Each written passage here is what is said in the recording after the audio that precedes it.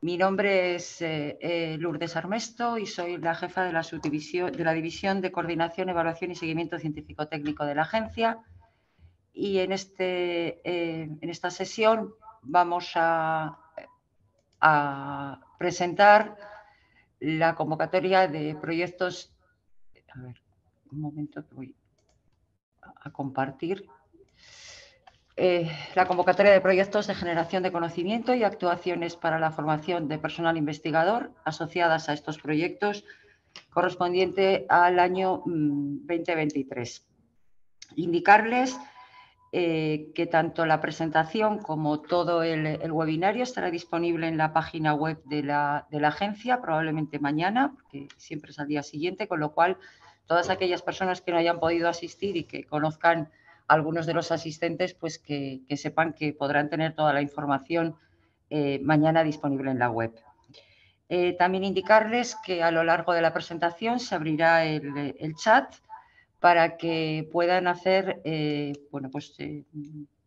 presentar o hacer todas aquellas preguntas generales de las que tengan dudas a lo largo de esta convocatoria.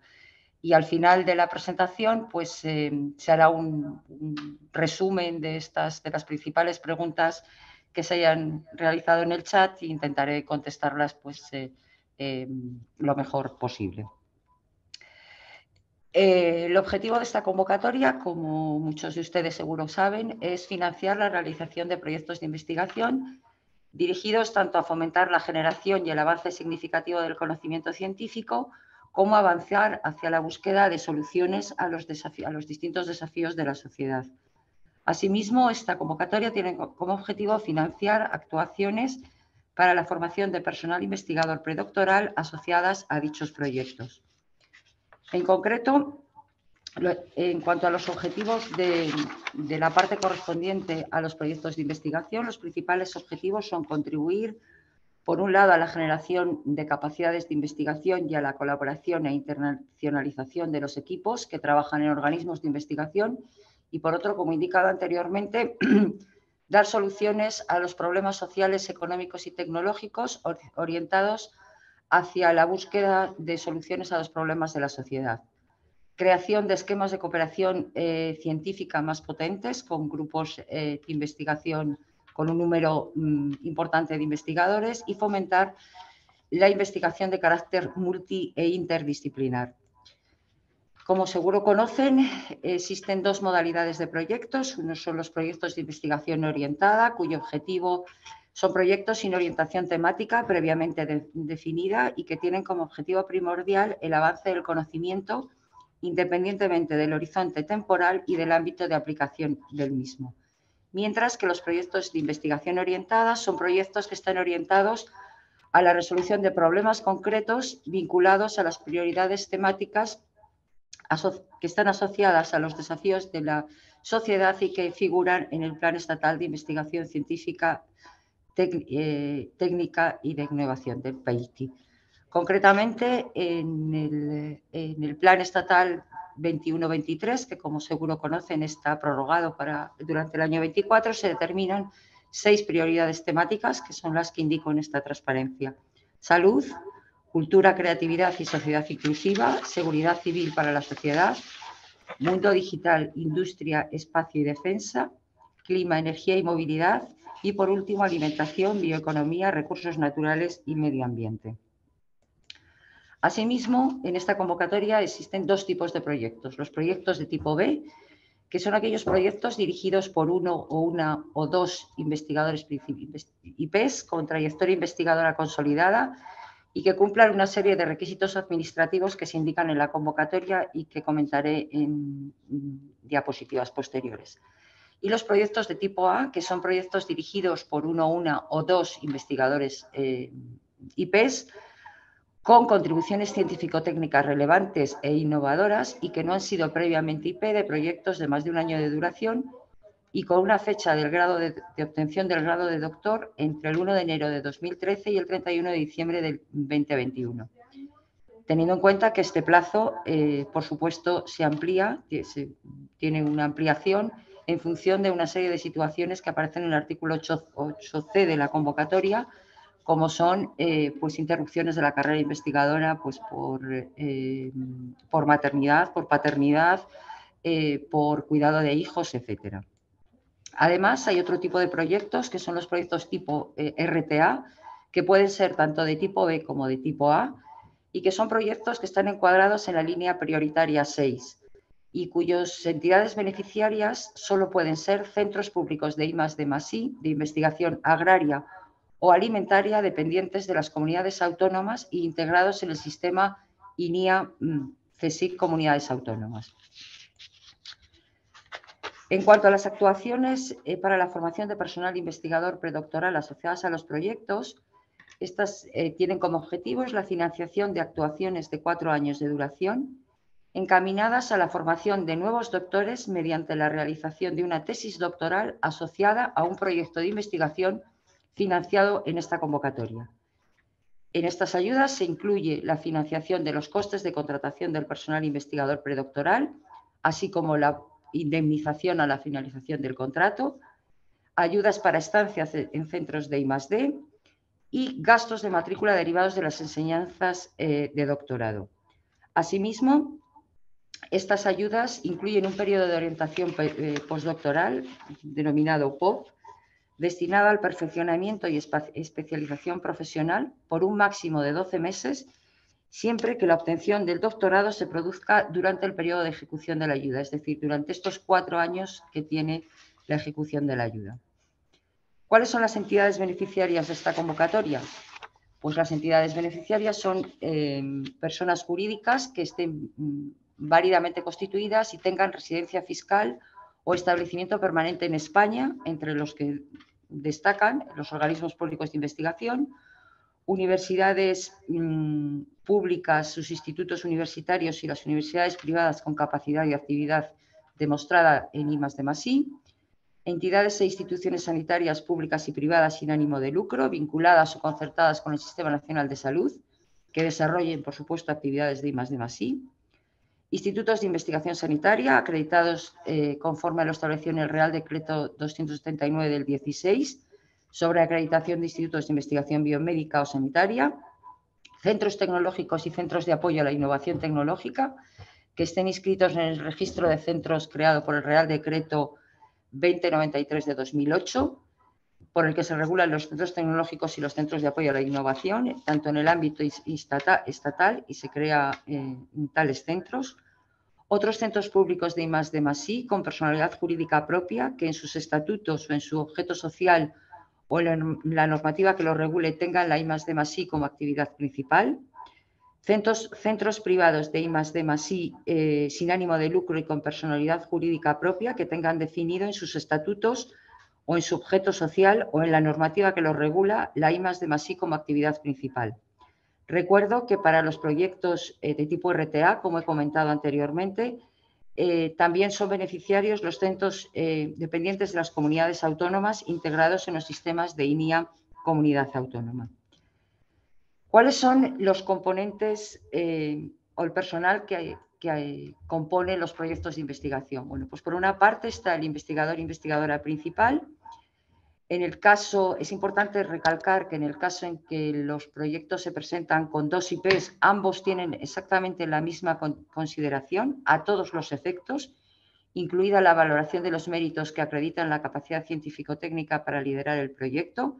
La única diferencia entre ambos IPs es que uno de ellos es el que tiene las relaciones de comunicación con la agencia, pero como digo, tanto en cuanto a su capacidad para liderar el proyecto en la parte de evaluación como en el desarrollo del mismo, para la agencia son exactamente iguales.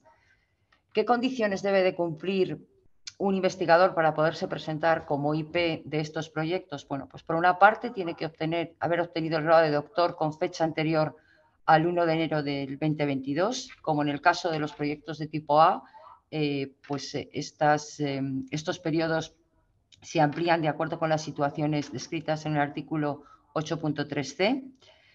Tienen que tener vinculación durante toda la duración del proyecto. La firma por parte del representante legal de la solicitud implica un compromiso de esta vinculación durante toda la duración del proyecto. Y en cuanto al régimen de participación, indicar que solo es posible presentarse como investigador principal en una única solicitud de esta convocatoria y no podrá presentarse como investigador principal si es investigador principal o bien participa en el equipo de investigación de proyectos de fecha de finalización anterior al 31 de agosto del 24, teniendo en cuenta la fecha de la resolución de concesión, no las prórrogas. En cuanto a la vinculación durante la duración del proyecto que he indicado anteriormente, existen algunas excepciones, como son las investigadores contratados con cargo al programa Ramón y Cajal, del Programa Estatal de Promoción de Talento y su empleabilidad en I+D+I, o aquellos contratados que estén en posesión del certificado I3 o R3 en el marco de los programas postdoctorales del PEICTI, independientemente de la fecha de finalización de su contrato, podrán presentarse como investigadores o investigadoras principales de estos proyectos.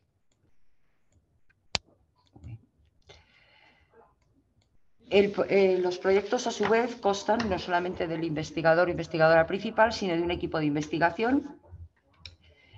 Para formar parte de este equipo de investigación tienen que ser doctores o ser investigadores con titulación de doctor o titulación universitaria de licenciatura, ingeniería, arquitectura o grado.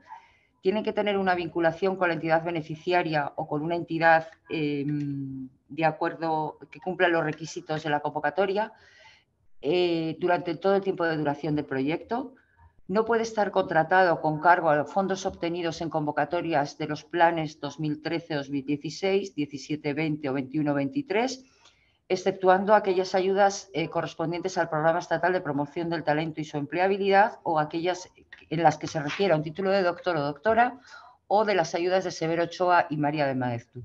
Y en cuanto al régimen de participación, indicar que se puede participar en dos solicitudes como dentro del equipo de investigación, en dos solicitudes de esta convocatoria, o bien si se participa en el equipo de investigación de algún proyecto de convocatorias cuya fecha de finalización es anterior al agosto del 24, solo podrán participar en una solicitud de esta convocatoria.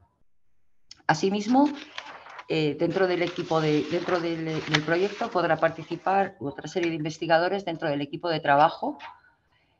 Para participar dentro del equipo de trabajo, normalmente es personal investigador que no cumple las condiciones de vinculación y, por tanto, no puede estar en el equipo de investigación. Personal predoctoral en formación, personal técnico de apoyo a la investigación y cualquier otro personal investigador perteneciente a entidades de investigación sin residencia fiscal en España, es decir, personal investigador que pertenezca pues, a entidades extranjeras, por ejemplo.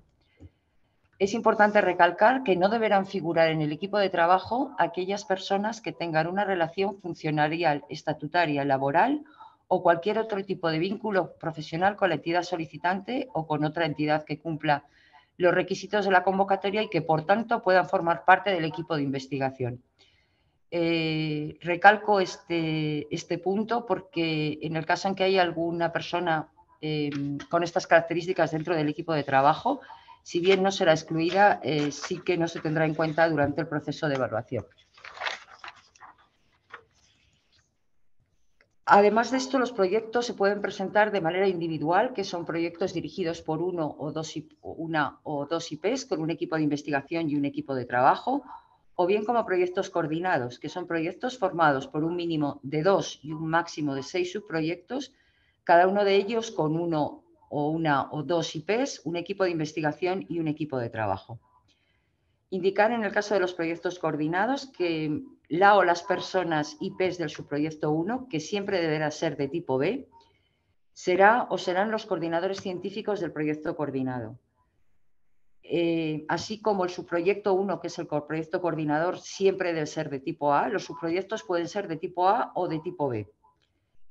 Es importante recalcar que tanto la modalidad, es decir, orientado o no orientado, como el área temática y el periodo de ejecución del proyecto son únicos para todos los subproyectos y siempre serán los seleccionados por el subproyecto 1, por el o la IP coordinador del subproyecto 1.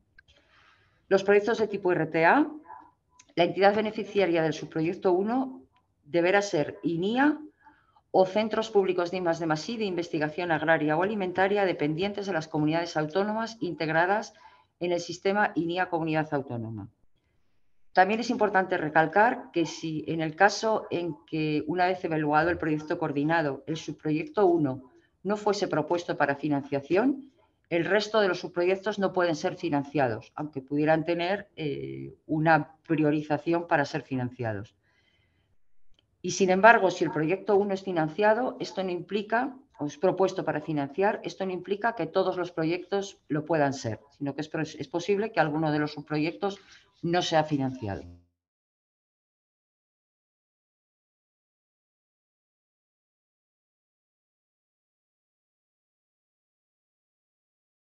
Figuran en la memoria como responsabilidad de alguno de los subproyectos que no han sido propuestos para financiar.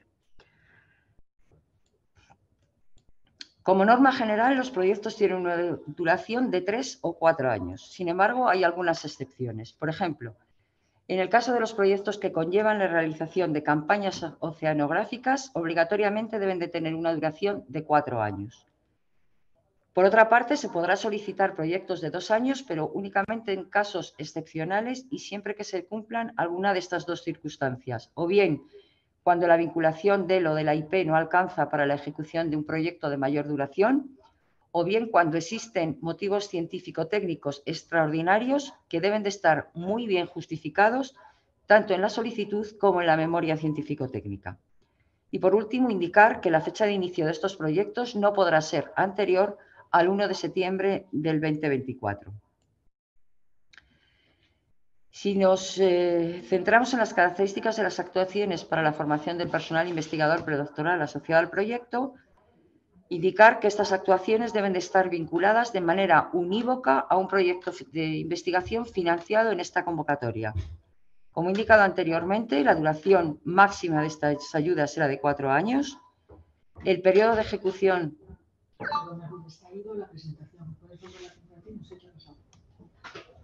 Creo que ha habido un problema con la presentación. Voy a volverlo a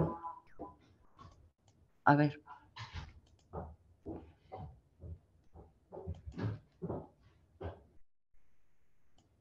¿Dónde está?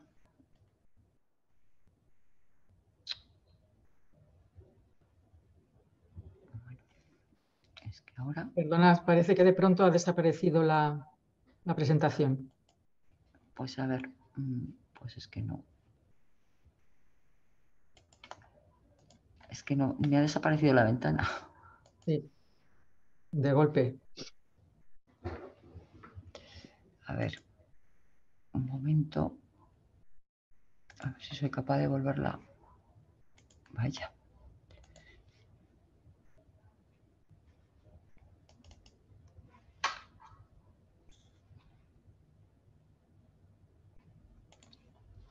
Ahora, a ver si ahora...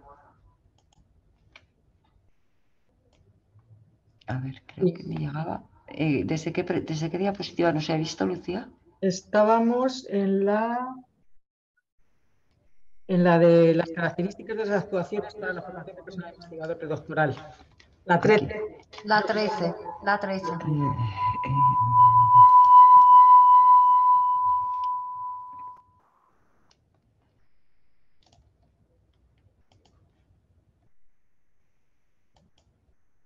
Aquí estábamos, ¿no? Bueno, disculpen. Como indicaba, estas actuaciones, la duración máxima de estas actuaciones es de 4 años. El periodo de ejecución se inicia con la incorporación del personal investigador contratado a su puesto de trabajo en la entidad contratante. Al igual que el año pasado, indicar que el proceso de evaluación y selección corresponderá a la entidad beneficiaria. No hay una convocatoria ad hoc para este tipo de contratos. La incorporación al centro de inscripción deberá producirse en un plazo máximo de 3 meses, a contar desde el día siguiente de la publicación en la web de la agencia de la resolución de concesión de los proyectos. Y también, asimismo, indicar que si durante la ejecución de la ayuda se produjera la extinción del contrato o el desistimiento al mismo por parte de la persona contratada, la entidad beneficiaria podrá evaluar, seleccionar y contratar a otra persona cumpliendo los requisitos establecidos en la convocatoria, y el periodo que debe de transcurrir entre la extinción o desistimiento al contrato y la incorporación de la nueva persona no podrá ser superior a 3 meses. ¿Cuáles son los conceptos financiables para la parte de ejecución del proyecto? Bueno, primero indicar que el presupuesto se presentará únicamente en la modalidad de costes marginales, independientemente de la naturaleza jurídica de la entidad beneficiaria. Dentro de los costes directos son financiables los costes de personal, que es la contratación de personal que deberá estar dedicado al proyecto. Y dentro de este gasto es importante recalcar que será financiable el coste en el que se puede incurrir por indemnización a la finalización del contrato, que corresponda en función del coste de personal imputado al periodo de ejecución de este proyecto. También son elegibles los costes de adquisición, alquiler, arrendamiento financiero, mantenimiento y reparación de activos materiales, costes de adquisición de material fungible, suministros y productos, costes de adquisición de activos inmateriales, como programas de ordenador de carácter técnico, costes de bancos de datos, uso y gestión de repositorios de datos y bibliotecas técnicas, costes de computación directamente relacionados con el proyecto. Y dentro de los costes directos, y por eso esto es nuevo y por eso lo he recalcado en una diapositiva separada, son costes elegibles los costes de movilidad que estén directamente vinculados al proyecto, diferenciándose dos tipos de gasto: gastos de viajes y estancias de duración igual o inferior a 30 días naturales en territorio nacional o 3 meses en territorio extranjero, en cuyo caso serán financiables los gastos de alojamiento, manutención, transporte o locomoción, que para el caso de las entidades públicas, como máximo, serán aquellos que deriven de la propia normativa de dicha entidad, mientras que para las entidades privadas, como máximo, serán los establecidos para el Grupo 2 del Real Decreto 462/2022. Por otra parte, también son elegibles los gastos de viajes y estancias de duración superior a lo indicado anteriormente, es decir, duración superior a 30 días en territorio nacional o de 3 meses en territorio extranjero, o para el caso de campañas de muestreo o de toma de datos, en cuyo caso son financiables los gastos de alojamiento, manutención, transporte o locomoción con un máximo de 1.500 euros mensuales en territorio nacional y 1.950 euros mensuales para estancias en el extranjero. Esto se ha modificado en relación a la convocatoria del año pasado y es una de las modificaciones que tiene la convocatoria este año. Por eso lo he querido resaltar en una diapositiva separada. Además de todos los costes que he indicado anteriormente, también son elegibles los costes de publicación y difusión de resultados, gastos de revisión de manuscritos, tesis doctorales generadas en el proyecto, costes de formación del personal asociado al proyecto, que sean imprescindibles para la ejecución del mismo. Recalcar que no es gasto elegible el material de oficina. También es elegible el alquiler de salas, traducción y organización de eventos, congresos y seminarios relacionados siempre con el proyecto, pero no son elegibles el pago a los conferenciantes ni honorarios por participar en estas actividades. Son elegibles los costes de inscripción a congresos de todas las personas participantes en el proyecto, excepto aquellas que estén vinculadas a una entidad que no cumple los requisitos del artículo 7, es decir, aquellas que no tienen, extranjeras, que no son del territorio nacional. Costes de utilización de los servicios centrales del organismo, siempre que tengan tarifas públicas calculadas conforme a la contabilidad de costes. Indicar que en este caso concreto no podrán repercutirse al proyecto los gastos salariales del personal propio que forma parte de estos servicios centrales. También son elegibles los costes de utilización y acceso a ICTS, siempre que estos gastos no sean, siempre que este acceso no sea gratuito. Los gastos de compensación a los sujetos experimentales y gastos de subcontratación por un importe del 25% máximo del 25% de la cuantía total de la ayuda concedida, si bien, como veremos posteriormente, este porcentaje se puede solicitar un incremento del mismo. Además de esto, son elegibles como costes indirectos un 25% de los gastos directos que finalmente sean validados en el momento de la justificación económica. En el caso de las actuaciones de formación del personal investigador, como he comentado ya anteriormente, son elegibles la financiación de la contratación de las personas seleccionadas, que deberán ser contratadas bajo la modalidad de contrato predoctoral regulado en el artículo 21 de la Ley 14-2011, la Ley de la Ciencia. La retribución del contrato no podrá ser inferior al 60% del salario fijado para las categorías equivalentes en los convenios colectivos de su ámbito de aplicación durante la primera anualidad y el 75% durante la segunda, tercera y cuarta anualidad. Recalcar que este porcentaje de estas retribuciones también se han modificado en relación a la convocatoria anterior. También son financiables los costes de indemnización a la finalización del contrato. Se considera financiable la indemnización a la que tiene derecho el personal investigador predoctoral en formación contratado a la finalización del contrato por expiración del tiempo convenido. Gastos derivados de la realización de estancias en centros de I+D, que será el establecido para las estancias de investigación de los proyectos que he comentado anteriormente, considerándose al personal investigador predoctoral en formación contratado como personal que participa en la ejecución del proyecto y, de hecho, participa en el equipo de trabajo.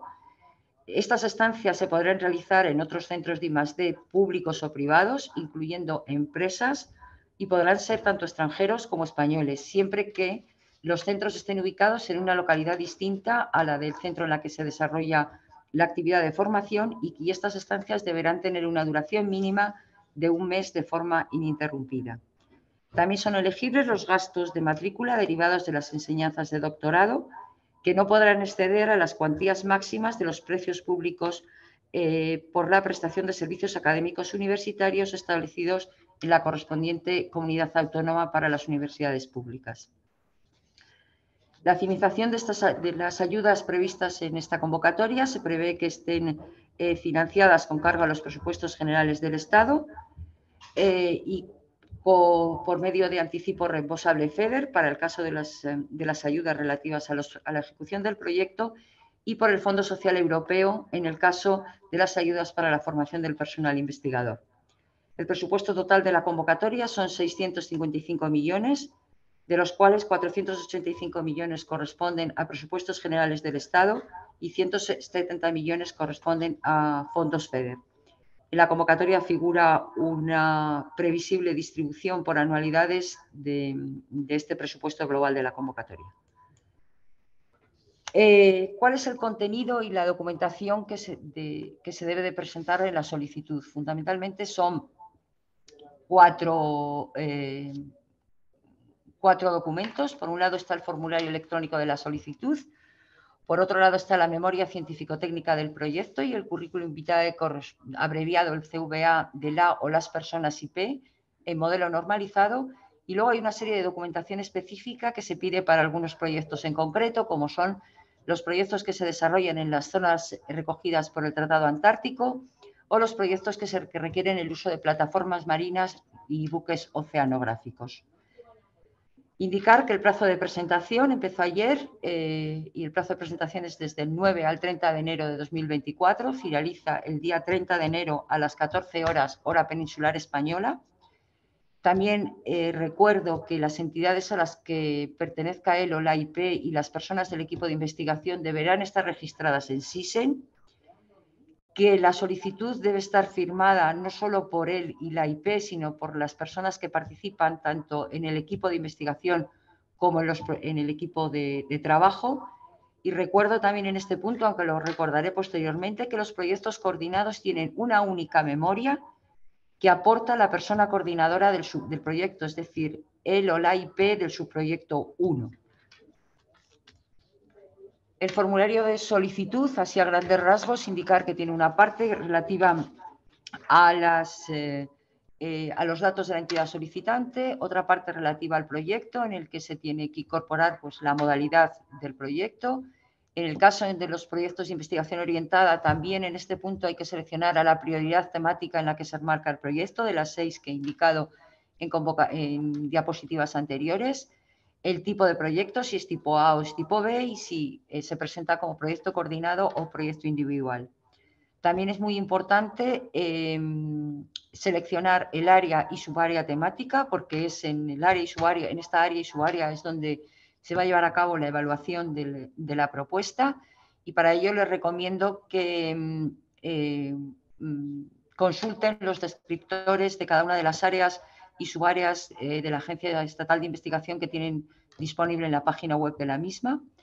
También tienen que incorporar un resumen en español y en inglés del proyecto y otros datos como pueden ser información relativa a la perspectiva de género en el contenido de la investigación y una serie de indicadores del proyecto, solicitud en su caso de ayuda para la formación de personal investigador predoctoral asociada al mismo o en algunos casos pues información sobre solicitud de tiempo de buque, solicitud de campaña antártica, acceso a ICTS y otra serie de preguntas y de indicadores que nos van a servir pues, para nuestras estadísticas.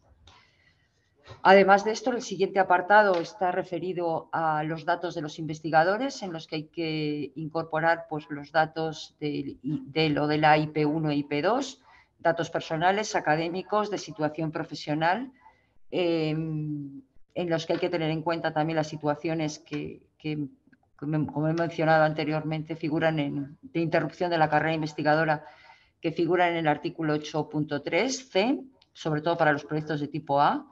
Es obligatorio incorporar el código ORCID y es recomendable incorporar el resumen del currículum en inglés. En cuanto al equipo de investigación, hay que incluir los datos personales y académicos, e incluir una breve reseña del CV de cada uno de los o de las investigadores, en los que se incluyan los méritos más relevantes que estén relacionados con la temática del proyecto. Y en cuanto a la información sobre las personas que integran el equipo de trabajo, hay que incorporar los datos identificativos y el código ORCID para cada uno de ellos. Repito y recalco que la solicitud debe estar firmada, además de por la IP, por los miembros del equipo de investigación y por los miembros del equipo de trabajo.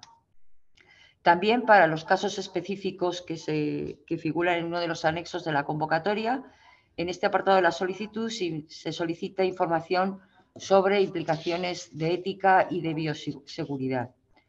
Y por último, en la solicitud hay un último apartado que se refiere al presupuesto, en el que es importante recalcar que en este apartado únicamente se incluye el presupuesto solicitado para la ejecución del proyecto. No hay que incluir el presupuesto correspondiente al contrato predoctoral. Este presupuesto hay que incorporarlo en costes directos, es decir, sin tener en cuenta el 25% de los costes indirectos. Este presupuesto debe de estar detallado para cada uno de los conceptos en los que se solicita y también justificar su necesidad para la ejecución del mismo. Quiero resaltar como novedad en este apartado que dentro del formulario de solicitud, a diferencia de años anteriores, este año hay se ha desglosado un concepto que se ha sacado de la parte de otros gastos, que es aquel que se refiere relativo a los gastos correspondientes a la publicación y difusión de los resultados del proyecto, incluyendo aquellas actividades con acceso abierto. Además de esto, como indicaba anteriormente, pues hay que incorporar varios documentos y como documentos obligatorios está la memoria científico-técnica, que debe de tener una extensión máxima de 20 páginas para los proyectos individuales y 35 páginas para proyectos coordinados. Es recomendable que se utilice un tamaño mínimo de letra de 11 puntos. Proyectos con presupuestos igual o superior a 100.000 euros deben presentar la memoria en inglés. Recalco de nuevo que en la memoria es única para los proyectos coordinados, si bien en esta memoria es importante incluir una justificación de la necesidad de la coordinación y quedar muy claro cuál es la participación de cada uno de los subproyectos y el valor añadido que supone la participación de cada uno de ellos frente al proyecto individual. También indicar que si el contenido de la investigación propuesta se contempla algún aspecto que requiera considerar una perspectiva de sexo o género, por su temática, su metodología, resultados o aplicaciones. Esta deberá desarrollarse en cada uno de los apartados correspondientes de la memoria científico-técnica, como puede ser la propia propuesta científica y el impacto social y económico. Como figura en la propia convocatoria, en uno de los anexos, en la memoria científico-técnica, pues debe de contener como mínimo, bueno, pues una serie de apartados. Quiero recalcar aquí, y recalcaré al final de la parte de la memoria, que es muy importante que en la memoria quede muy clara cada uno de estos apartados, puesto que es lo que sirve como base para la evaluación de la propuesta. Todo aquello que no figure en cada uno de estos apartados y que luego sea necesario evaluar, pues no se podrá evaluar y, por tanto, podrá afectar al resultado definitivo. Como primer apartado está la justificación y novedad de la propuesta, en la que es necesario justificar la adecuación de la propuesta a las características de la convocatoria, así como a la modalidad de proyectos, orientado o no orientado, una descripción de la motivación de la propuesta del proyecto en el contexto de los conocimientos científico-técnicos de la materia específica o de la línea de investigación, una descripción de la hipótesis de partida, de su novedad en relación con el estado del arte y la temática de la propuesta. En el caso en que la propuesta se presente en la modalidad de investigación orientada, es necesario justificar por qué se ha seleccionado la prioridad temática que se ha seleccionado de las recogidas en el anexo 3. Y asimismo incluir una descripción de la contribución de dicha propuesta a solventar los problemas o necesidades de dicha prioridad temática. El segundo gran apartado son los objetivos, metodología y plan de trabajo, en la que se solicita una descripción de los objetivos generales y específicos, una descripción detallada de la metodología propuesta en relación con estos objetivos y con el estado del arte.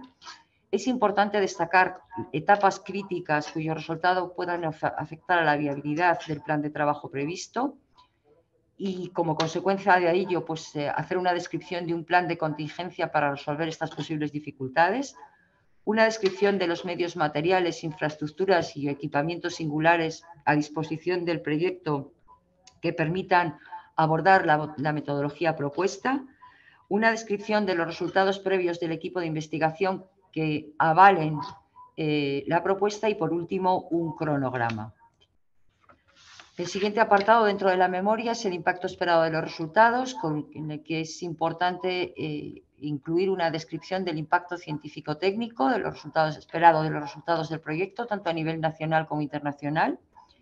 En el caso de los proyectos presentados en la modalidad de investigación orientada, una descripción de la contribución esperada de estos resultados a la prioridad temática seleccionada, una descripción del impacto social y económico de estos resultados, incluyendo el impacto de los resultados en la dimensión de género, un plan de comunicación científica, incluyendo un plan de internacionalización y una estrategia de publicación en acceso abierto, un plan de divulgación de los resultados de los proyectos a los colectivos más relevantes para la temática del mismo y a la sociedad en general, y en el caso en que se considere que puedan alcanzar conocimientos o resultados susceptibles de transferencia, una descripción del plan de transferencia y valorización de dichos resultados, y, por último, una descripción resumida del plan de gestión de datos de investigación referentes a ciencia abierta y una descripción de los efectos de la inclusión de género en el contenido de la misma.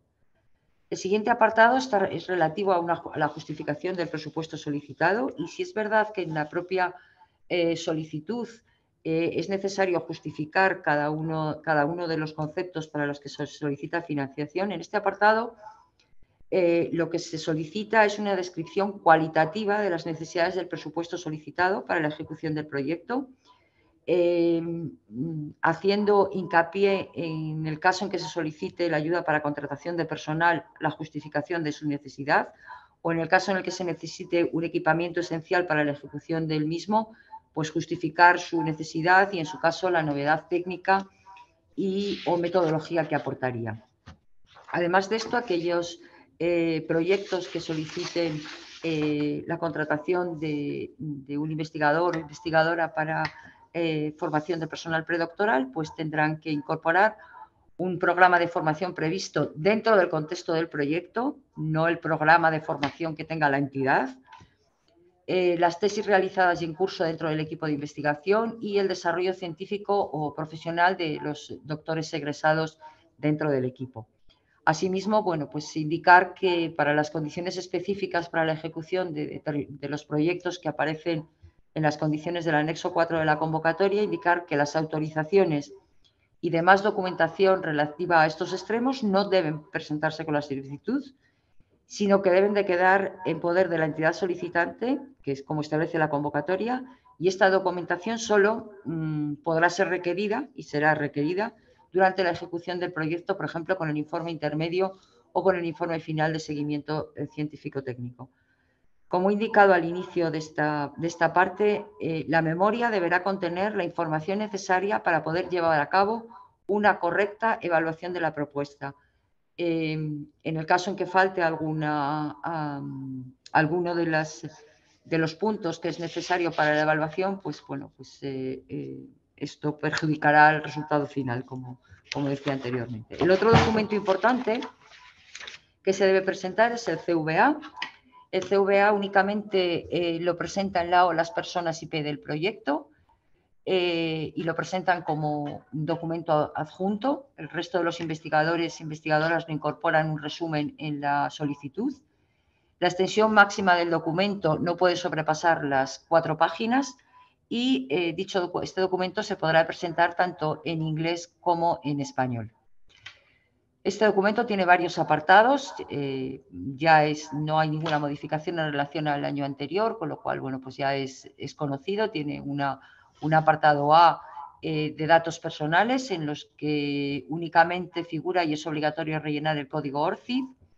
Hay un apartado A3 en la que figura la situación profesional anterior, en la que se deben incluir todas aquellas interrupciones en la carrera investigadora, de acuerdo con lo que dice la convocatoria, con las situaciones que indica la convocatoria y hay que indicar los meses totales. Esto es importante a la hora de evaluar el CVA de la investigadora. Luego hay un apartado B, que es un resumen del currículum, que es un apartado narrativo, en la que hay que incorporar las aportaciones científicas, explicando su relevancia y contribución, la financiación obtenida, las capacidades científico-técnicas adquiridas, responsabilidades científicas ejercidas, colaboraciones internacionales y de liderazgo, aportaciones a la sociedad, tales como actividades de desarrollo tecnológico, de innovación, etcétera, aportaciones a la formación de jóvenes investigadores y cómo ha contribuido al desarrollo de la carrera de estas personas, a la constitución de equipos de investigación, creación de empresas, actividades editoriales o a la evaluación de investigadores y proyectos, y otras aportaciones que considere relevantes. Aquí mi recomendación es incorporar aquellas aportaciones para cada uno de estos apartados que consideren más relevantes dentro de su currículum. Luego hay un apartado C en las que se pide un listado de estas aportaciones más relevantes, indicar que se podrá incluir aportaciones obtenidas en cualquier momento de la trayectoria científica, que estén a fecha de cierre del plazo de presentación de las solicitudes.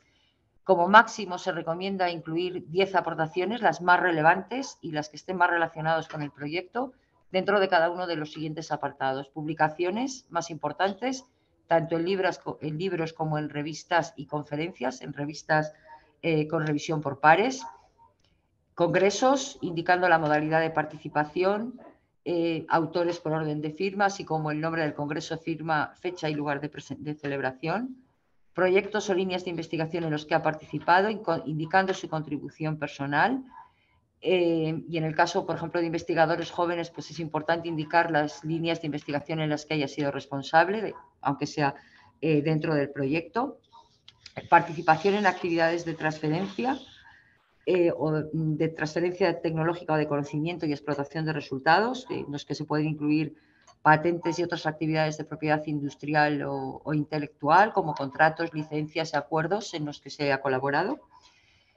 Indicar asimismo que todos estos documentos, sus formatos, las instrucciones para cumplimentar cada uno de ellos se encuentran publicados en la página web de la agencia, dentro de la convocatoria de proyectos de generación de conocimiento, y aquí en la parte inferior tienen la URL para que puedan conectarse. ¿Cómo se hace la evaluación y la selección de estas propuestas? Es muy importante indicar el papel fundamental de la comunidad científica en la evaluación y en la selección. Es importante indicar que son investigadores los que evalúan estas propuestas, es decir, son investigadores los que evalúan a los propios investigadores y a las propias propuestas. En este sentido, indicar que en la agencia tenemos como 3 grandes grupos de investigadores. Por un lado está el Comité Científico Técnico de la agencia, cuyo papel es asesorar sobre los procedimientos, evaluación, selección y nombramiento de colaboradores. De hecho, es el Comité Científico quien propone, por ejemplo, quien valora los colaboradores de las áreas científico-técnicas de la agencia, y además de elaborar informes de asesoría. Luego tenemos una serie de colaboradores que están adscritos a las distintas áreas temáticas, cuyo papel es gestionar la evaluación científico-técnica. Ellos no evalúan, gestionan la evaluación. Sí que realizan el seguimiento de las actividades financiadas, es decir, y elaboran análisis y identifican tendencias dentro de las áreas científicas, y analizan resultados y elaboran recomendaciones sobre los procesos de evaluación. Y por último, tenemos un gran número de evaluadores externos para llevar a cabo la evaluación por pares, que en este caso, pues como comentaré posteriormente, pues son evaluadores que lo harán o bien de forma remota o bien participando en las comisiones técnicas. Para ello tenemos una base de datos que tiene del orden de 32.000, creo recordar, evaluadores, que son los que utilizamos para las diferentes convocatorias que gestiona la agencia. En la propia convocatoria se indican cuáles son los criterios de evaluación para cada una de las modalidades de los proyectos, así como la descripción de cada uno de los descriptores de cada uno de estos criterios. Como indicaba anteriormente, es diferente tanto la valoración para cada uno de estos criterios como los umbrales, en función de que sean proyectos de la modalidad no orientada o de la modalidad de investigación orientada. De forma que, por ejemplo, en el caso de la investigación no orientada, el peso de la calidad de la propuesta es de 50 puntos frente a 40 en el caso de la modalidad de investigación orientada, mientras que en este último caso el peso del impacto científico, económico y social esperado de los resultados pues es del 20 frente al 10 en el caso de la modalidad de investigación orientada. Al igual que el año pasado, recuerdo que uno de los criterios de evaluación también es la adecuación del presupuesto solicitado a las características y a las actuaciones que se van a realizar dentro del proyecto. Por eso es muy importante hacer una correcta descripción y una correcta justificación de cada uno de los conceptos que se solicitan para financiar. ¿Cuál es el procedimiento de evaluación? Bueno, pues el procedimiento de evaluación, cada una de las propuestas presentadas o de las solicitudes presentadas es evaluada, tiene 4 informes realizados por expertos de cada una de las temáticas, 2 expertos remotos y 2 expertos presenciales. Estos documentos y estos informes son documentos de trabajo para las comisiones técnicas. Estos evaluadores presenciales son aquellos evaluadores que luego asisten a las comisiones técnicas. Las comisiones técnicas se realizan en función de las áreas y subáreas temáticas, por eso es muy importante seleccionar el área y subárea temática adecuada para que la evaluación del proyecto se haga dentro de la comisión técnica adecuada. ¿Cuáles son las funciones de esta comisión técnica? Pues por una parte, contextualizar las valoraciones individuales en el conjunto de las solicitudes presentadas, la adopción por consenso de una nota final para cada uno de los criterios y de los subcriterios y para cada una de las solicitudes. Como resultado, da lugar a un listado priorizado de todas las ayudas financiadas y financiadas evaluadas en la comisión. Un informe individual justificando la valoración final de cada una de las propuestas, así como una propuesta para la adjudicación o no de una ayuda predoctoral para la formación de doctores para cada uno de los proyectos. Como indico, estas comisiones técnicas se realizan por áreas y subáreas temáticas. Finalmente, hay una comisión de selección a la que van todas las propuestas presentadas en la convocatoria, cuya función es sancionar la evaluación propuesta por las comisiones técnicas y, como resultado, da lugar a un listado priorizado de las ayudas financiadas en todas las áreas temáticas con la financiación otorgada y una ayuda predoctoral para la formación de doctores para aquellos proyectos que se consiguen. Para la formación de doctores y una relación de proyectos en los que se consideran no financiables y las causas por las que no son financiables. Para el caso de las ayudas predoctorales, como he indicado anteriormente, la evaluación de estas ayudas no se hace en la agencia, sino que la hacen las entidades beneficiarias de los proyectos a los cuales se les adjudica la ayuda. Y este es más o menos el esquema que se debe de realizar. En la resolución de concesión de los proyectos y ya incluso en la propuesta de resolución provisional se indicará aquellos proyectos que tienen adjudicado un contrato predoctoral. Las instituciones a los que beneficiarias de estos proyectos podrán empezar la publicación, evaluación y selección de los candidatos incluso cuando se publique la propia propuesta de resolución provisional. La evaluación de estos candidatos se debe de hacer de acuerdo con los criterios de evaluación que aparecen en la convocatoria, que son aportaciones científico-técnicas con una valoración máxima de 45 puntos, movilidad e internacionalización con una valoración máxima de 5 puntos y adecuación del candidato a las actividades de investigación a desarrollar con un máximo de 50 puntos. Una vez realizada la evaluación y selección, la contratación se deberá hacer durante un periodo máximo de 3 meses después de la resolución de concesión de los proyectos. 20 días hábiles después de la contratación se deberá enviar a la agencia datos identificativos de la persona contratada, la fecha de incorporación de esta persona, el programa de formación, el CVA y un informe de cómo se ha realizado el proceso de selección y los resultados de dicho proceso. Esto ha cambiado ligeramente en relación al año pasado, por lo que les recomiendo que lo revisen en la nueva convocatoria. Bueno, como indicaba anteriormente, pues toda esta parte de publicación, evaluación y selección corre a cargo de la entidad beneficiaria y ya no corre a cargo de la agencia. ¿Cuáles son las obligaciones que tienen las entidades beneficiarias de las ayudas predoctorales? Bueno, pues por un lado, formalizar el contrato predoctoral de acuerdo con el artículo 21 de la Ley 14 de 2011 en un plazo de 3 meses desde la resolución de concesión del proyecto. Proporcionar al personal investigador contratado el apoyo necesario para el desarrollo de su actividad, velar por el desarrollo adecuado del programa de doctorado, comunicar a la agencia la fecha del acto de defensa y aprobación de la tesis doctoral, para lo cual hay un plazo de 20 días hábiles, comunicar a la agencia las renuncias y demás incidencias en la ejecución de la ayuda en un plazo máximo de 2 meses desde que se produzcan estas incidencias, incluir en la publicidad la financiación por parte del Fondo Social Europeo, además de, por supuesto, por parte de la agencia. Una vez financiadas las ayudas, pues aquellas que han sido financiadas, en su etapa durante su proceso de ejecución, pues se lleva a cabo lo que denominamos tanto el seguimiento científico-técnico, en el caso de los proyectos o en el caso de las ayudas, que voy a hacer una ligera descripción.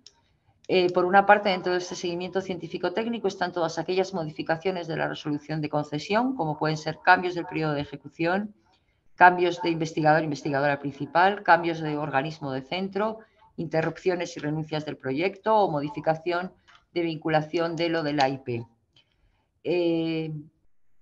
Además, hay otra serie de cambios de solicitud inicial, como son los cambios en el equipo de investigación y modificaciones en el porcentaje de subcontratación, para lo cual existen en la página, o bueno, en el momento de concesión se publican en la página web de la agencia, en la parte de justificación y seguimiento, todos los modelos y las instrucciones para solicitar cada uno de estos cambios con la información necesaria para su valoración y posterior aprobación o no de lo mismo. Recalcar dos cosas. Por una parte, que la cuantía aprobada en los conceptos de costes directos se puede destinar a cualquiera de los gastos elegibles de acuerdo con las necesidades del proyecto, con lo cual no es necesario pedir ni la autorización de estos cambios por parte de la agencia. No podrán realizarse trasvases entre costes directos y costes indirectos, esto no es posible. Y recalcar también que los cambios en el equipo de trabajo no necesitan ninguna autorización por parte de la agencia, pero sí que es muy importante incorporar estos cambios en los informes de seguimiento intermedios y finales, como voy a comentar. Además de lo que son todas las modificaciones que se producen a lo largo de la ejecución del proyecto, pues para hacer el seguimiento científico-técnico es necesario, por una parte, presentar una serie de informes de seguimiento, como es el informe de seguimiento intermedio, que se presenta 3 meses a partir del momento en el que se cumple la mitad del periodo de ejecución del proyecto, y un informe final que se presenta como máximo 3 meses a partir del momento en el que se cumple el final del periodo de ejecución del proyecto. Además de esto, se pueden convocar jornadas de seguimiento presenciales o virtuales, aunque en general no se convoca a todos los proyectos.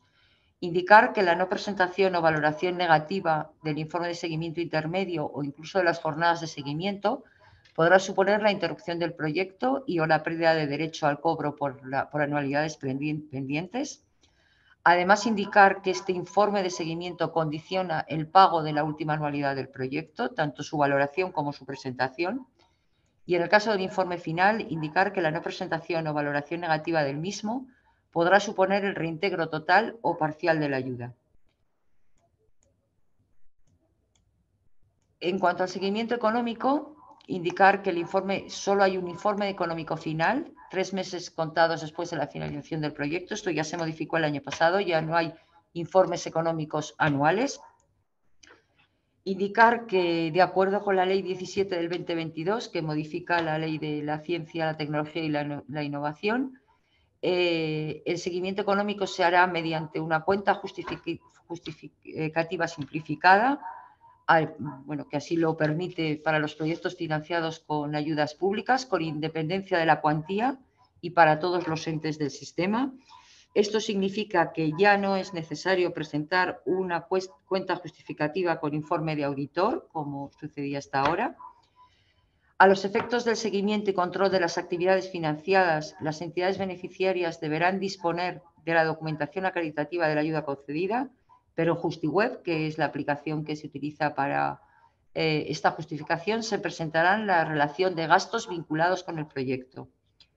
Asimismo, la agencia comprobará a través de técnicas de muestreo los justificantes que así se determinen, siguiendo lo establecido en el plan de anual de actuación de dicho órgano y que permitan obtener evidencia razonable sobre la adecuada aplicación de la subvención, a cuyo fin podrá requerir a la entidad beneficiaria la remisión de los justificantes de los gastos seleccionados que inicialmente no se han solicitado. En cuanto al seguimiento científico-técnico de las ayudas predoctorales, indicar que puede haber una serie de modificaciones de la ayuda, como son interrupciones y prórroga del plazo de ejecución, por un periodo de duración del contrato interrumpido motivado por alguna de las causas que figuran en el artículo 21C de la Ley de la Ciencia. Esta solicitud deberá llevarse a cabo 2 meses desde que se produzca el hecho causante de la interrupción. Otra de las modificaciones es el cambio de entidad beneficiaria. En este caso, el nuevo centro beneficiario dispone de un plazo de 20 días hábiles a partir del día siguiente al de recepción de dicha resolución para formalizar el contrato con el investigador en formación e informar a la agencia de la fecha de su incorporación, y cambios de proyecto de investigación dentro de la misma entidad beneficiaria, que también suele ser bastante habitual.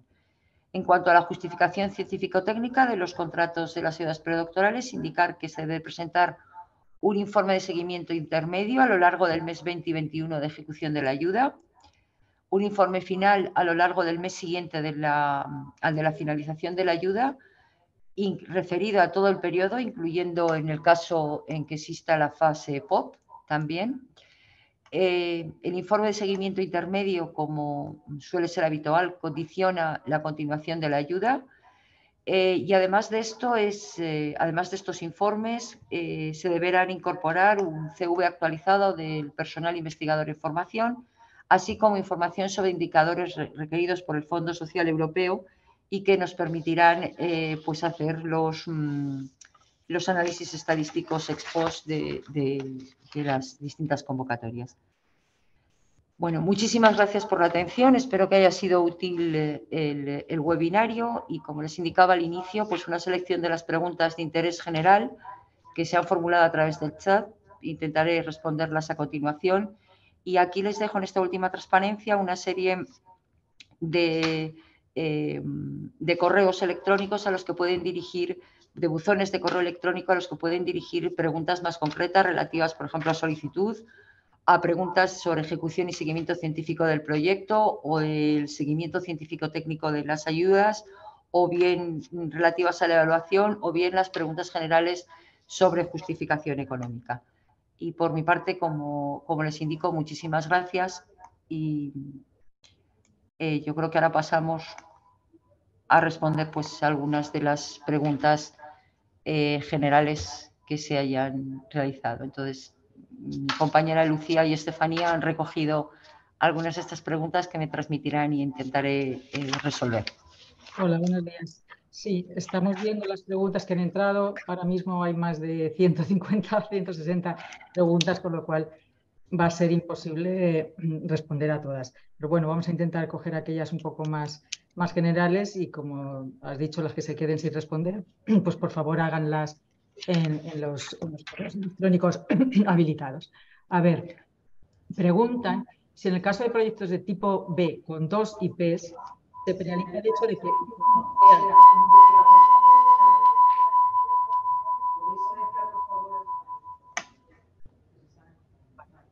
que si se penaliza, no te oigo.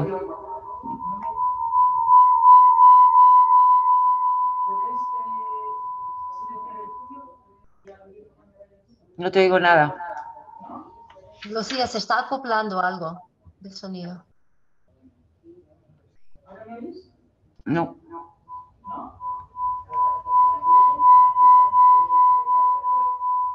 Bueno, pruebo yo desde... A ver, pero se acopla también. ¿Ahora veis? ¿Hola? No. Bueno, pues que las haga Estefanía.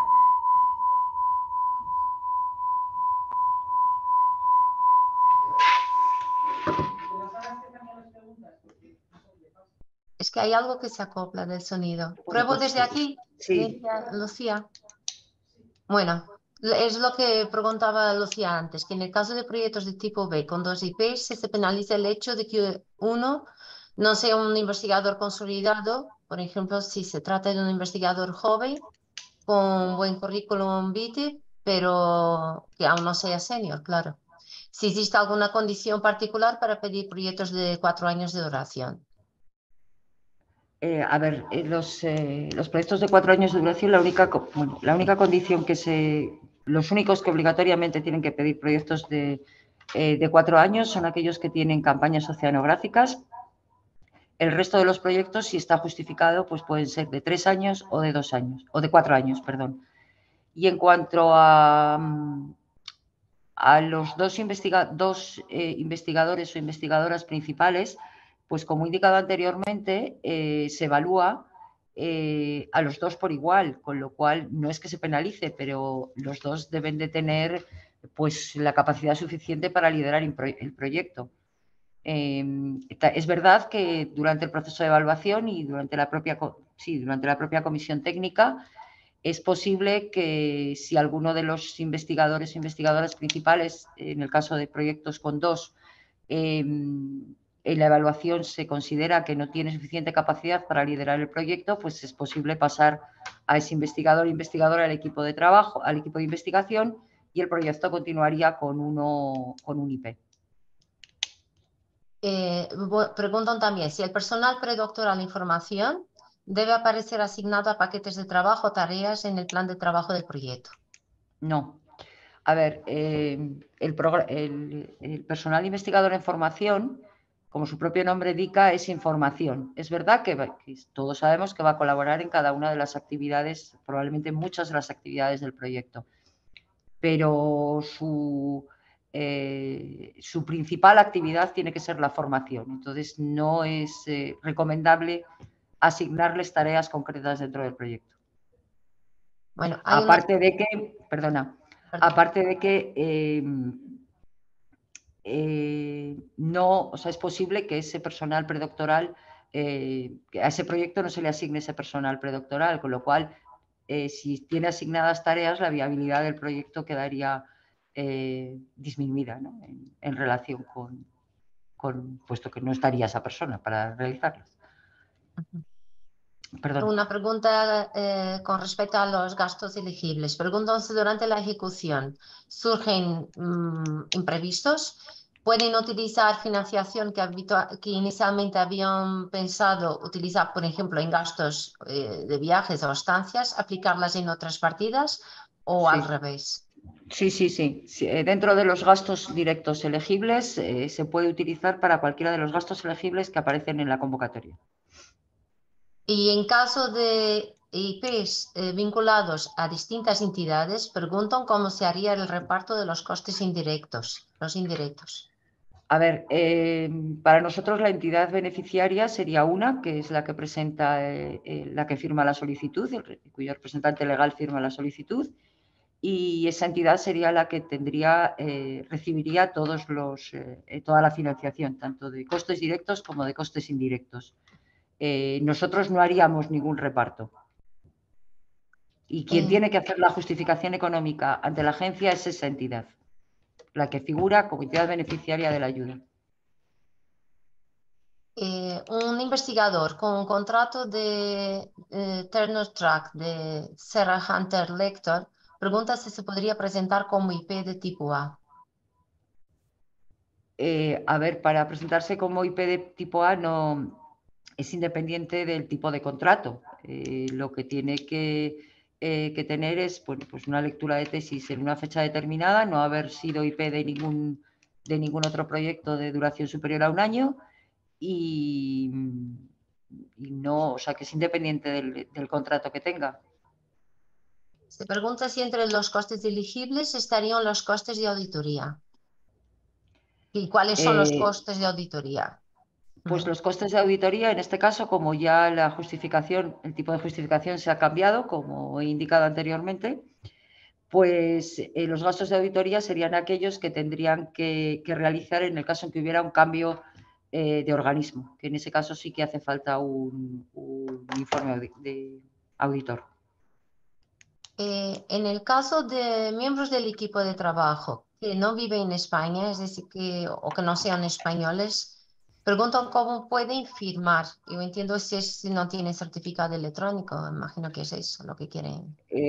Pues sí, eso es algo bueno, pues que nos han preguntado ya en ocasiones anteriores y bueno, yo que entiendo que con un certificado electrónico todo el mundo puede firmar. Preguntan si en el caso de un investigador, funcionario de una universidad que no vaya a estar vinculado a esa entidad durante todo el periodo de ejecución por jubilación, ¿cómo puede participar en el proyecto? A ver, si no tiene vinculación durante todo el periodo de ejecución del proyecto, pues no puede participar en el equipo de investigación, tendría que participar en el equipo de trabajo, puesto que si participa en el equipo de investigación, pues la firma del representante legal supone que va a permanecer o sea, que va a mantener la vinculación durante todo el tiempo de duración del mismo. Preguntan si una vez que los contratos predoctorales son de 4 años, La cuestión es si los proyectos deben ser de 4 años o pueden ser de 3. Los proyectos pueden ser de 3 igual que lo eran antes, o sea, es exactamente igual. Los proyectos pueden ser de 3 y el contrato predoctoral de 4, perfectamente, sin ningún problema. Bueno, hay preguntas sobre cuestiones que tú ya has dicho, pero vuelven a preguntar si un IP de un proyecto individual o coordinado podría formar parte del equipo de trabajo de otro proyecto. No, no. A ver, en el equipo de trabajo tienen que estar aquellas personas que no por temas que no cumplen la vinculación, por ejemplo, o bien los que he dicho claramente, como son los técnicos de apoyo, los personal en formación, etcétera. Si cumple los requisitos de vinculación para estar en el equipo de investigación o como IP, no puede estar en el equipo de trabajo. Y como he indicado anteriormente, si figura en el equipo de trabajo, pues hay que tener en cuenta que no se considerará durante el periodo de evaluación su participación en el proyecto. Bueno, otra cuestión. Si un técnico de laboratorio de la entidad solicitante con titulación de ingeniería podría pertenecer al equipo de investigación y si no tiene ORCID, ¿qué es lo que deberían poner en la aplicación? A ver, los técnicos de apoyo, técnicos de laboratorio tienen que estar en el equipo de trabajo, no en el equipo de investigación. Pregunto si los proyectos de tipo A o B o los proyectos de investigación orientada o no orientada tendrán partidas presupuestarias independientes o será la misma por cada área temática. A ver, la convocatoria no diferencia partidas presupuestarias ni por modalidad de proyecto, es decir, orientado o no orientada, ni por tipo de proyecto. El presupuesto de la convocatoria es global y no hay diferencia ni por tipo ni por modalidad. Dicen si al solicitar una ayuda para la formación del personal investigador predoctoral asociado al proyecto, deben indicar en el presupuesto los costes de contratación del estudiante en caso de que el proyecto sea financiado. Como he indicado claramente en la transparencia, en la parte de presupuesto de la solicitud, única y exclusivamente hay que incorporar los gastos relacionados con la ejecución del proyecto, no los gastos relacionados con el contrato predoctoral que esté asociado al mismo. ¿Podría formar parte del equipo de trabajo una persona contratada en una entidad privada? Sí. Luego, otra pregunta.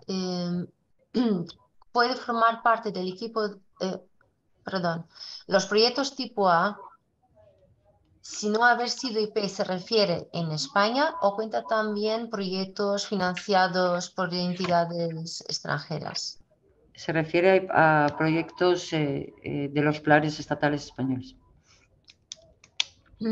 Si hay previsión del número de ayudas FPI que se puedan aprobar.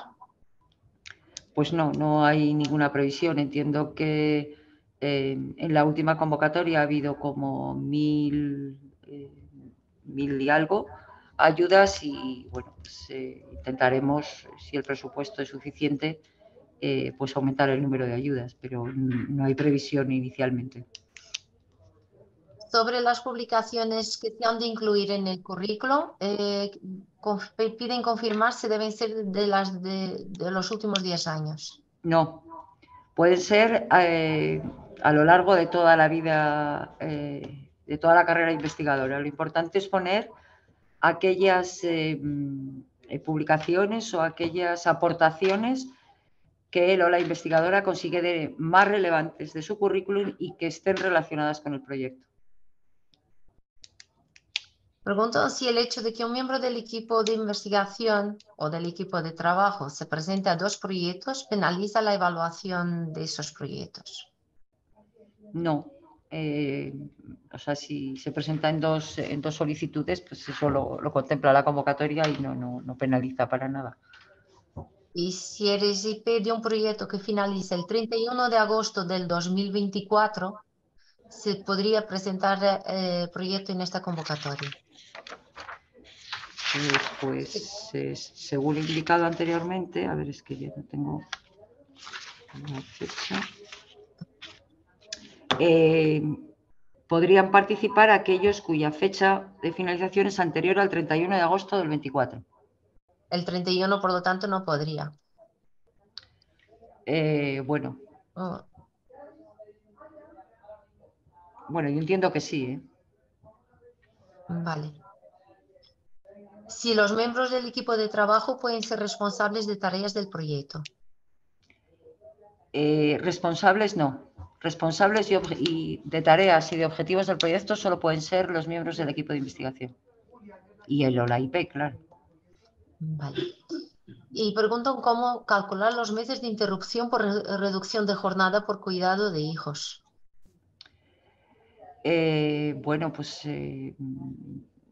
Ahora mismo no lo sé, pero creo recordar que la ley de la ciencia lo ponía como había que calcularlo.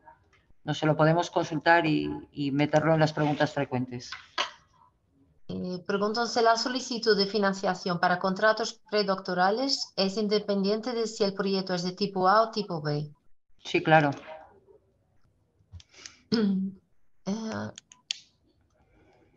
Y bueno, también dicen que en la convocatoria, tal como está publicada, es una imagen, se podría publicar un PDF porque es difícil.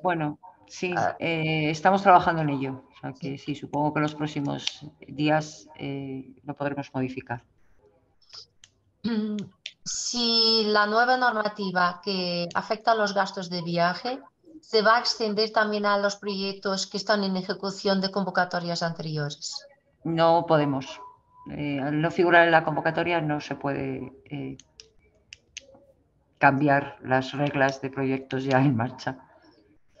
Dice que con respecto ya a la subcontratación, ¿cuáles son las condiciones por las que la cuantía máxima pudiera ser superior a un 25%? Bueno, pues tiene que estar algo totalmente justificado desde el punto de vista científico-técnico y de hecho son nuestros colaboradores los que evalúan si tiene sentido que sea mayor del 25%. A ver, como consejo yo diría que mayor de un 50% pues no parece muy razonable, ¿no? Que el 50% de la financiación de un proyecto se fuera a una subcontratación no parece muy razonable. O también en función de las actividades, si son actividades fundamentales dentro del proyecto, pues esas actividades la debería de hacer el equipo de investigación beneficiario del mismo y no una subcontratación. Hay varios aspectos. Se pregunta si la utilización de infraestructuras en entidades extranjeras en las cuales trabajan personas del equipo de trabajo se serían elegibles. Es decir, los gastos de utilización de infraestructuras en entidades extranjeras. Pues depende de que si esos gastos son públicos, o sea, esos costes son públicos y en ese caso pues serían igual que yo cuando he hablado de ICTS he hablado en general, o sea que si no, y su acceso no es gratuito. Sobre la estructura de la memoria, pregunto dónde se debe incluir el estado del arte. En el apartado 2 de justificación y novedad de la propuesta. A ver, en el apartado, exacto, en el apartado de novedad de justificación y novedad de la propuesta, en la que tienen que justificar, como su propio nombre indica, la novedad de esa propuesta dentro del estado del arte actual, ¿no? De la temática en concreto. Entonces, en ese apartado. Se pregunta también si en un proyecto individual en el que entre los miembros del equipo de investigación esté personal de entidades distintas a la entidad solicitante, se pregunta si serían financiables los gastos de material fungible que se utilizasen en los respectivos laboratorios, estos miembros de otras entidades que no pertenecían a la beneficiaria, o únicamente sería financiable la compra de material fungible usado en las instalaciones de la entidad solicitante. A ver, a la agencia quien tiene que hacer la justificación económica del gasto que ha realizado con cargo al proyecto es la entidad beneficiaria del proyecto. Eso quiere decir que esta entidad puede comprar material fungible, por ejemplo, que pueda ser utilizado pues, en la entidad donde está este personal del equipo de investigación o incluso del equipo de trabajo de otra entidad. Lo que no puede es justificar gastos que ha hecho otra entidad diferente a la beneficiaria. Entonces, todos los gastos los tiene que hacer la entidad beneficiaria de la ayuda. Todos. Luego, otra pregunta. Si un beneficiario de un contrato Ramón y Cajal 2022 por reserva, que aún no esté contratado ni nombrado, podría optar a una propuesta de esta convocatoria. Siempre que esté ya el nombramiento, figura en el artículo correspondiente, sí podría ser investigado, siempre que esté a la espera de ese nombramiento. Tanto ayuda Ramón y Cajal o cualquier otro tipo de ayuda o cualquier otro tipo de contrato. De contrato funcionario, por ejemplo, que esté pendiente de su publicación y de su incorporación. Sí podría. Siempre y cuando tenga, bueno, pues una justificación de que realmente pues, se va a incorporar. Se pregunta si puedes ampliar un poco la información sobre el presupuesto y los gastos de publicación en acceso abierto que has mencionado en la presentación. A ver, hasta ahora en la parte de solicitud, en la parte correspondiente al presupuesto, pues se pide, bueno, pues se pedían distintos apartados. Estaba el apartado de personal, el apartado de material inventariable, de fungible, viajes y dietas, creo recordar, y por último había otro apartado que era otros gastos en los que se incluía, pues entre esos otros, pues estaba en la parte de la solicitud de gastos correspondientes a la publicación, especialmente en acceso abierto. Lo que hemos hecho este año es ese apartado que antes estaba dentro de otros, pues ahora está separado. Pero es exactamente igual que antes. Lo único que es que, bueno, pues queremos hacer un estudio y necesitamos ese dato. Y por eso lo vamos a solicitar pues fuera del gran bloque de otros gastos. No tiene mayor... Es lo mismo que se pedía antes, pero ahora en otro sitio. También vuelven a preguntar sobre los gastos de estancias. Dicen que en el caso de las dietas en estancias de centros extranjeros en campañas o en campañas de muestreo, entienden que el cambio es que la dieta ahora es de 1.950 euros al mes y que en las convocatorias precedentes no era así. Pregunto cuál es exactamente el cambio. A ver, eso ya se incorporó en la convocatoria del año pasado. El cambio que hay fundamental en ese apartado, en esta convocatoria, es que los gastos correspondientes a alojamiento, viajes y manutención correspondientes a organismos públicos, bueno, a entidades públicas de duración 30 días para territorio nacional y 3 meses para el extranjero. Ahora mismo el gasto elegible es el gasto que corresponda a que tenga por normativa cada una de las entidades. Antes eso estaba sujeto al Real Decreto del 2020, del 2002, que ahora solamente está sujeto a las instituciones privadas, no las públicas. Ese es el principal cambio en relación a la convocatoria del año pasado. El resto es igual.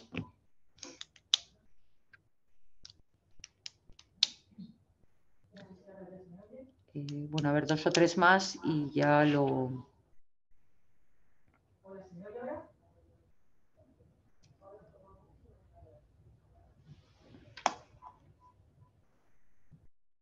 ¿Tienes alguna más, Estefanía? Ah, es que he perdido a Estefanía. Yo tengo alguna más, no sé si se me oye.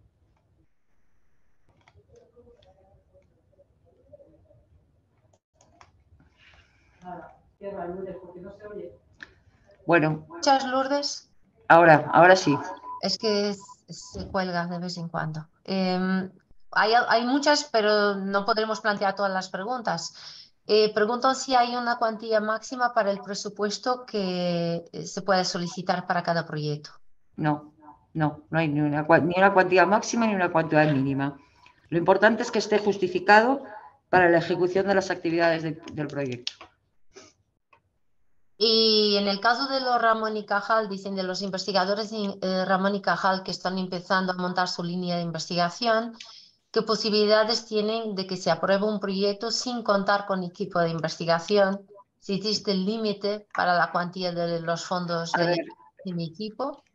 No hay límite, como he dicho antes, ni hay a priori una cantidad definida en función del tipo de proyecto, de sea tipo A o tipo B, porque bueno, pues las áreas temáticas son muy diversas y hay áreas que necesitan para la ejecución del proyecto, pues lógicamente mayor presupuesto que otras áreas. Indicar que si bien es verdad que los criterios de evaluación son iguales para los proyectos tipo A y tipo B, indicar que en general los proyectos tipo A, pues el equipo de investigaciones suele ser más pequeño que para los de tipo B y eso se tiene en cuenta a la hora de la evaluación. Entonces, lo importante de los proyectos, por ejemplo, este caso que comentabas de Ramón y Cajal, sería que presentara un proyecto de tipo A que fuera, bueno, pues ya no solo que fuera disruptor en cuanto a su trayectoria específica y en cuanto al grupo al que pertenece y bueno, las posibilidades son exactamente las mismas, o sea, no hay, no se tiene tanto en cuenta en el caso de los de tipo A el equipo de investigación, pero entendemos que es alguien que está empezando, ¿no? Vale. Luego pregunto si en el equipo de investigación podría empezar una persona que va a estar vinculada a la universidad, pero después de la fecha de fin de solicitud, es decir, que empezara su vinculación en febrero. A ver, las condiciones se tienen que cumplir en el momento de la solicitud. En el caso en que no tenga vinculación en el momento de la solicitud, pues lo tendrá que presentar la propuesta dentro del equipo de investigación, perdón, del equipo de trabajo. Si a lo largo de la ejecución del proyecto, si el proyecto es financiado, esta persona tiene vinculación durante toda la ejecución del proyecto, pues se solicita su incorporación al equipo de investigación. Pero sería una vez que el proyecto esté en ejecución. Pregunto si los estudiantes predoctorales pueden estar en el equipo de trabajo, es decir, no de los contratos predoctorales asignados, sino otros estudiantes predoctorales. Sí, claro. También claro. bueno, este PowerPoint va a estar disponible en la página web de la agencia. Y si el currículum vitae del equipo de investigación de los proyectos en inglés también se debe introducir en inglés en la aplicación. A ver, es recomendable utilizar, o sea, incorporar la máxima información en inglés, puesto que normalmente nosotros también utilizamos expertos extranjeros para las evaluaciones y, lógicamente, si la documentación no está en inglés, pues ese proyecto no lo podremos mandar a estos evaluadores. Entonces, es conveniente que esté la máxima información en inglés. Pregunto si podemos volver a poner los correos de contacto, pero va a estar la presentación disponible. Está la presentación disponible, estará disponible y lo podrán en la página web mañana, o sea que no va a haber ningún problema. Bueno, yo creo que, no sé si hay alguna más así general.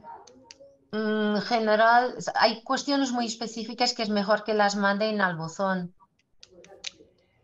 Sí, yo creo que sí.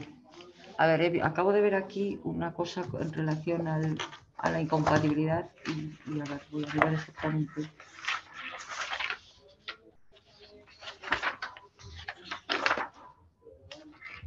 Y pregunto si los apartados, así de modo general, sobre planes de transferencia y perspectiva de género, aunque no afecte directamente al proyecto que estén presentando, si igualmente hay que complementar esos apartados.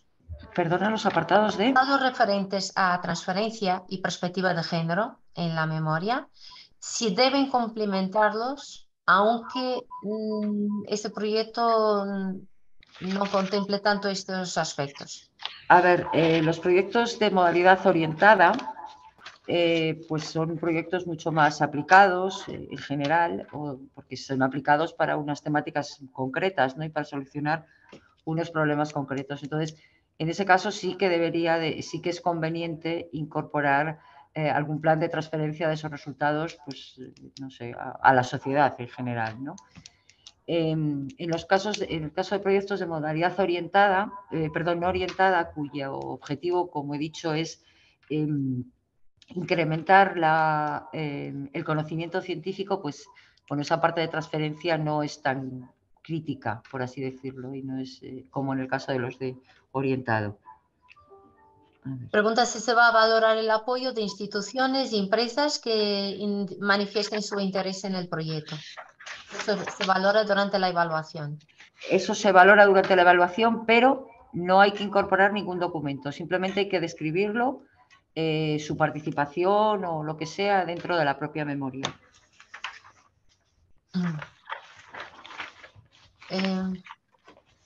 Bueno, se repiten preguntas que ya hemos planteado aquí. Hola, ¿me escucháis ahora? Sí, ahora bien, Lucía. Vale. No, solamente repasando, veo que hay una que pregunta sobre la incompatibilidad con los proyectos TED. Si hay algún tipo de incompatibilidad. No. A ver, en cualquier caso, hay un anexo de la convocatoria donde se indican exactamente qué proyectos, y son los de la Acción Estratégica de Salud y proyectos de generación de conocimiento. Son las dos convocatorias que son incompatibles. Vale. Y luego también he visto alguna por ahí que hablan sobre los eméritos que no tienen una vinculación, o personas con R3 o con I3 que no están vinculados y pueden pertenecer al equipo de trabajo. O sea, que no tienen vinculación. Si no existe vinculación, sí que pueden estar dentro del equipo de trabajo. Si existe algún tipo de vinculación, tienen que estar en el equipo de investigación. Exacto. Y lo mismo decían de un profesor ayudante doctor que dice que si tiene un documento que justifique su continuidad, sí, podría estar en el equipo de investigación. ¿Perdona? Un ayudante doctor que tenga un documento que indique que le van a renovar, digamos, el contrato, sí podría estar en el equipo de investigación o tendría que ir al equipo de trabajo. Si tiene vinculación durante todo el tiempo de duración del proyecto y el representante legal de la entidad firma la solicitud, pues podrá estar en el equipo de investigación. Vale. Porque esa firma del representante legal condiciona directamente a que tenga que mantener la... Vale. Pues yo creo que más o menos están, las más generales están respondidas. Sí. Hay gente que pregunta que dónde van a estar otra vez. Bueno, pues estoy contestando por el chat, que estará mañana colgado en la web. A ver, porque he visto en el chat que había alguna duda con el tema de la incompatibilidad. Puede ser IP de este proyecto siempre y cuando esté como IP, siempre y cuando puede estar como IP o como miembro del equipo de investigación de un proyecto que termine en una fecha anterior, anterior o igual al 31 de agosto del 24, porque lo que dice la convocatoria es que no se podrá figurar como IP en una solicitud presentada en esta convocatoria si en la fecha de cierre del plazo de presentación de solicitud se participa como IP o como personal del equipo de investigación de un proyecto cuya fecha de finalización es posterior al 31 de agosto del 24. Es decir, si es el 1 de septiembre del 24 cuando termina el proyecto, no se podrá presentar.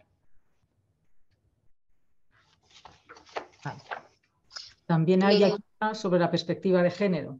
Dice que, por favor, que indiquemos si lo de la perspectiva de género es obligatorio rellenarlo. A ver, depende de la investigación y de cómo puede afectar eso a la propia investigación y a la propia metodología. Yo les recomiendo que accedan a la página web del Ministerio, en el que hay una serie de documentos en los que pueden ver en qué investigaciones o cómo afecta la perspectiva de género a la investigación, que es lo que solicitamos aquí, porque eso está en la parte de evaluación. Sí. Y en cualquier caso, si el proyecto no tiene ninguna implicación de género, pues no está de más indicarlo, que el proyecto no tiene ninguna implicación de género. Exacto. Están preguntando también cómo inscribirse en el sistema de entidades en CISEN. Pues eso hay un correo electrónico en la web donde está la convocatoria, donde pueden incorporarse, y hay unas instrucciones también donde pueden ver cómo hay que hacerlo. Y yo creo que ya las demás... ¿Si un emérito puede ser IP? Si el representante legal, la convocatoria no dice nada al contrario. Si tiene vinculación durante la duración del proyecto y el representante legal de la institución firma la solicitud, pues... Bueno. Pregunta. A ver, la fecha de finalización del proyecto es la fecha que figura en la resolución de concesión, no sin tener en cuenta las prórrogas o las ampliaciones del plazo del periodo de ejecución. Bueno, yo creo que más o menos ya hemos resuelto la mayoría de las dudas. Como había indicado en mi presentación, pues les recomiendo, por una parte, que lean los descriptores de las áreas temáticas, que creo que es muy importante a la hora de seleccionar el área y la subárea.